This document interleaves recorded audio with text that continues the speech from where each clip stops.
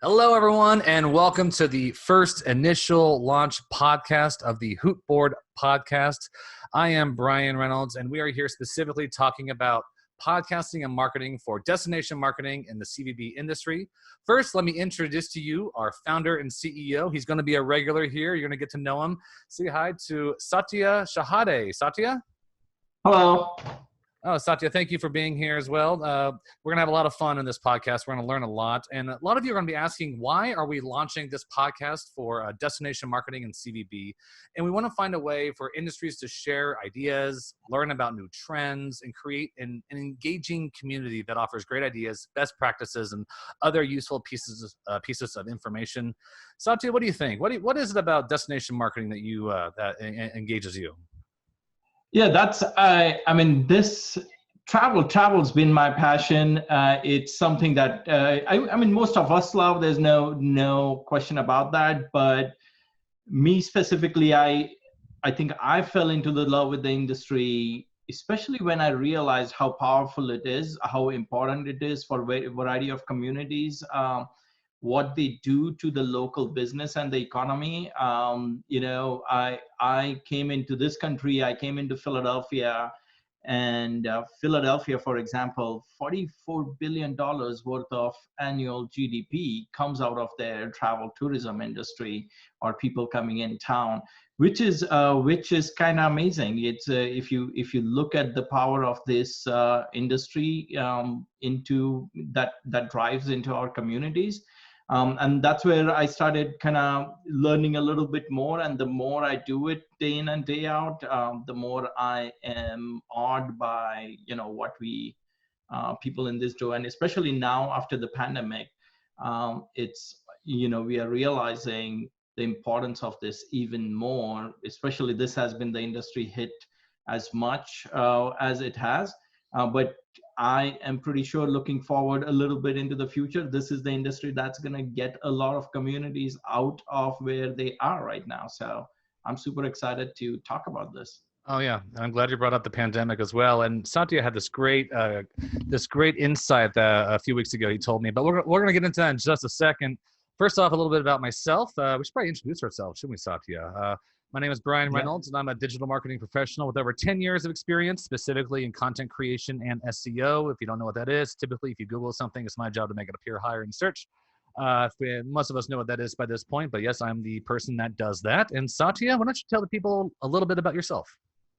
Yeah, sure. I am most well known, if well known is a thing. I'm not, to be honest, but I am most well known for starting Hootboard. We'll talk about that a little bit, but a lot of people ask me where I was before this, and I say I was on the dark side. I was in the financial services industry, really kind of helping the banks make more money. And at some point after the big financial crisis, the last thing that came in 2008, 2009, I was like, I'm just done. I need to go do something else.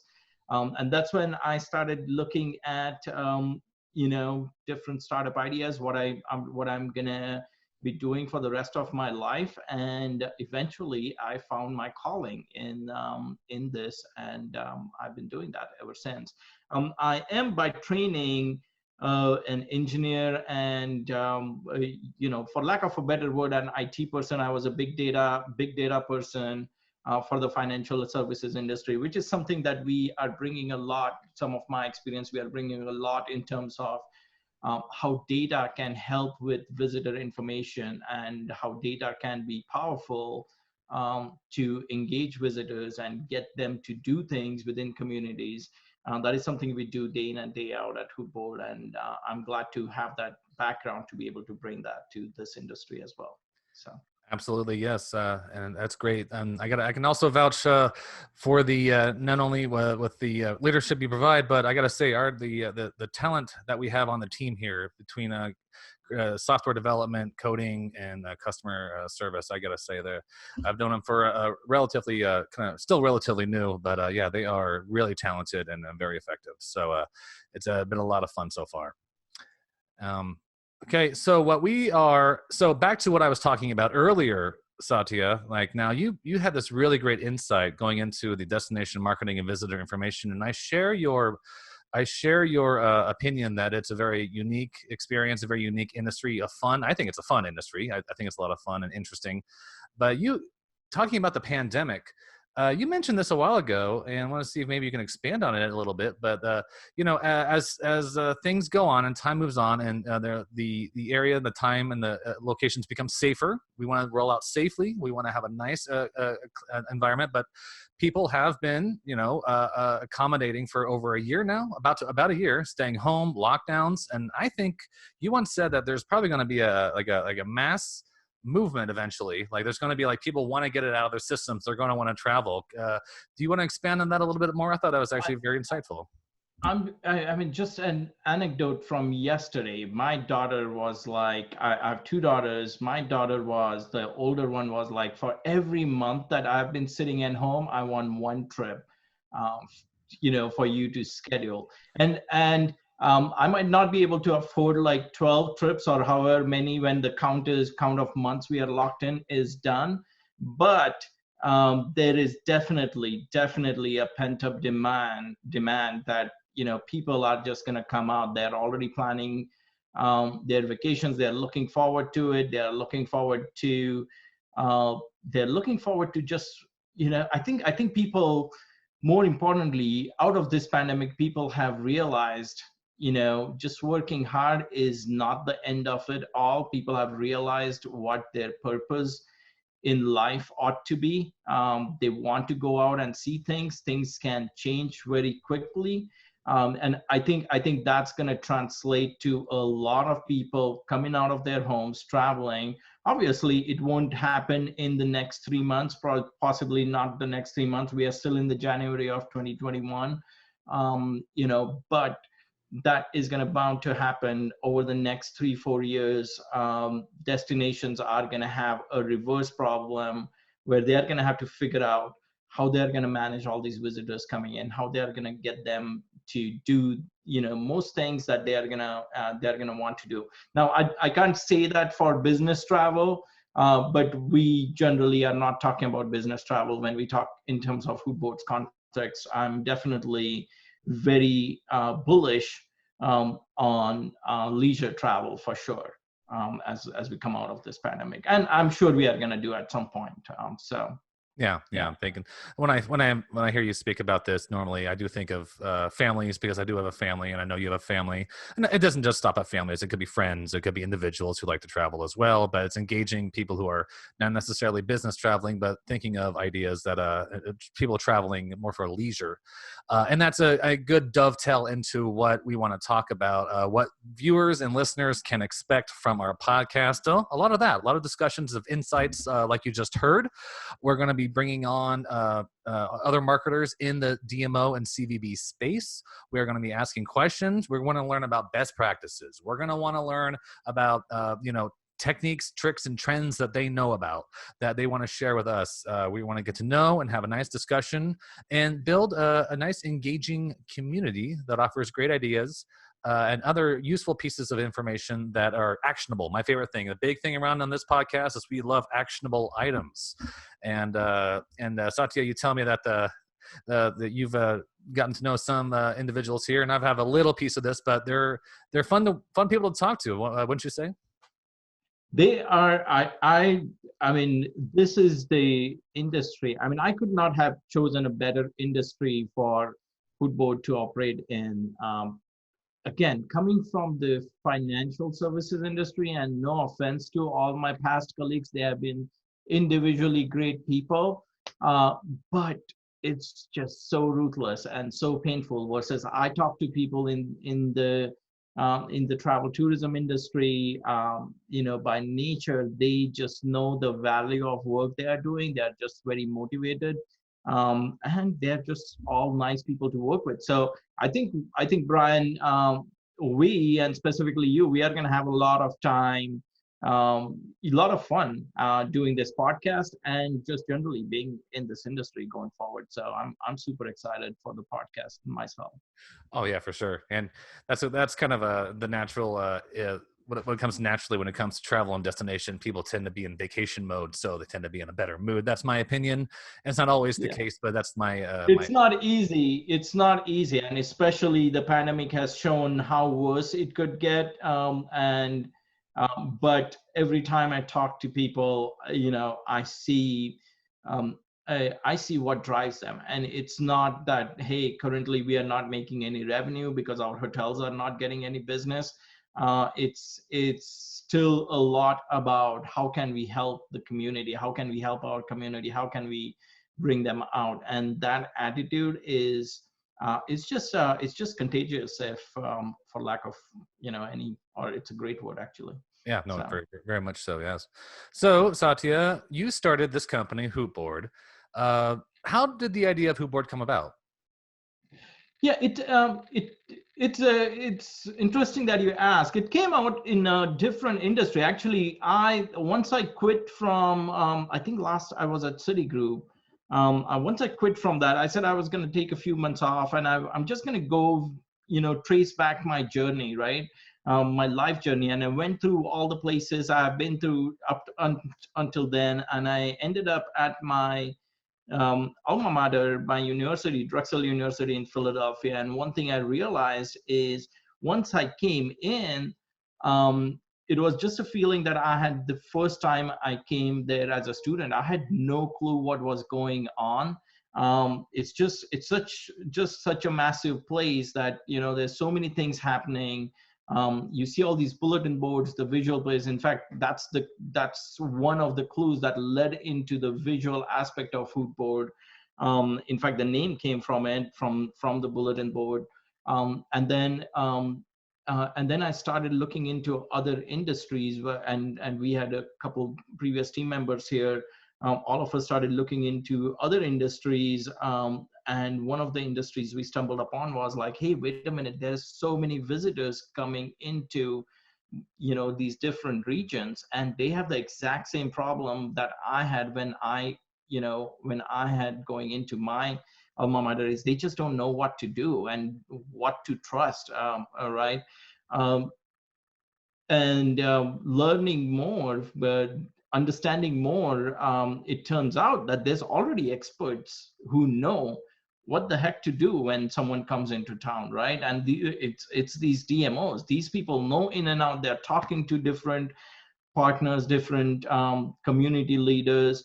They know what the government is doing. They know what the good spots are. They know where the events are going on. But once somebody is physically in town or in your destination, the DMOs have no way to communicate with them. So that's where we figured out, hey, this is something that is pretty valuable. Visitor information is critical for DMOs, and we already seem to have a solution that might be a good shot. And then if we could help them make additional revenue on top of that using advertising or whatever, that's even better, right? Oh, So that's how the entire solution of Foodboard came around. It took a few iterations, but that's how any good product is in this day and age. So right. Yeah. it's Starts off with one thing and it turns into, oh, I'd never maybe consider it that way. And yeah, and Yep. that's what I love a lot about software, or especially in technology, is like, it's one idea, but it's like, oh, actually it works better over here. You should try it like this, or maybe this is a better use for it. And that's what seems like there's always an opportunity up there that maybe someone's not considering, or it just naturally finds its way on in that direction, which is, I really enjoy that. Yep. And but yeah, that's great. That's interesting. So all the way from Drexel University, and experiencing the boards they have there, and thinking that, well, you know what? I remember that at my college as well. They didn't really have a digital touchscreen kiosk experience that we have here at Hoopboard. It was your run of the mill kind of bulletin board. I think there was some signage, but when I see what our screen can do, it's well, it definitely brings new life and new technology experience to campus, I would say. And yeah, and colleges are definitely in need for this, but I was just so excited about the travel tourism. I mean, a Hootboard as a platform can easily be used in colleges, uh, but the travel tourism is just such a interesting area. and the fact that the impact of what this industry brings to the communities is what kind of motivates me, and I think most of our team, day in and day out. It's just super exciting on what the travel industry does for their regions. And that's a great lead into the next question I was going to ask you. That's a great, very, very Oh. natural, organic thing. Is why should DMOs and CBB stakeholders? Why would they care? Why would they want to know about, the visitor experience? What is driving the visitor experience for someone who wants to have a good experience in their area? Yeah, this is something I realized, and honestly, I had an outside in view, which is something that, after talking to multiple DMOs, I'm realizing that this is not even understood very well in the industry. So let me step back a little bit, right? DMOs are essentially marketing organizations. They go in, and again, I'm preaching to the choir for our listeners because most of them do this day in and day out, but this is for somebody who might be just new and not understand what they're getting into here. Um, DMOs come in, they get the hotel tax. In most cases, they get the hotel tax from people staying in the hotel. They take that money, use that dollar to market that destination, highlight that destination into different things. So and then in effect, they bring people back. If you can imagine, they're primarily marketing organizations, and the holy grail of marketing, anywhere, not just DMOs, is to build a momentum. You want to build momentum as you go along. So now, if you imagine, when we think of momentum, think of a flywheel, right? You start turning your flywheel, and you want it to keep going. You don't want it to stop ever. And the two main primary sources in case of DMOs for your flywheel to kind of keep pushing, one is obviously the marketing dollars you are going to put in. And the second thing is, when visitors come in, they are going to have a great time, or events come in, they enjoy, they have a successful event. They're going to take pictures, they're going to tell it to their friends, they're going to post on Instagram and other social media. And that's just going to create free marketing. That's just going to be like another power source for your flywheel, and it's going to keep going faster, right? Now, what's happening is when most visitors come in, they lose that connection with the DMO. They might have seen the DMO website when they're out of town or they're planning their trip, but once they come in, they're losing their connection, because on their mobile phones, when they're on the ground in the destination, they're actually going to Google and Yelp and myriad of other services, which have no relation with the DMO.